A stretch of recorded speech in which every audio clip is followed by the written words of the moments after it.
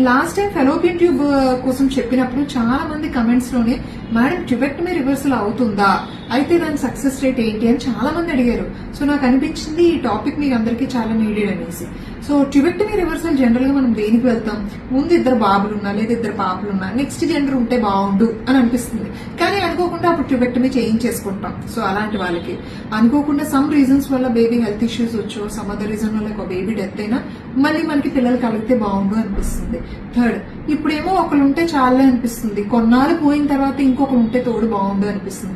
అలాంటి జనరల్ గా వీళ్ళందరూ నన్ను వచ్చి అడుగుతూ ఉంటారు రివర్సల్ అవుతుందా లేదా, దాని సక్సెస్ రేట్ ఏంటంటే. ఎస్, ట్యూబెక్టమీ రివర్సల్ అనేది అవుతుంది, బట్ దాని సక్సెస్ రేట్ వచ్చేసరికి 15 to 30%. అంటే ఒకవేళ 15 to 30% కేటగిరీలో మనం పడినట్లయితే అదృష్టమే. సో చక్కగా ప్రెగ్నెన్సీ అన్నది అంతా బాగానే అయిపోతుంది, ప్రొవైడెడ్ మీ అండాశయాలు మీ హస్బెండ్ 7 పారామీటర్స్ కూడా బాగుంటేనే.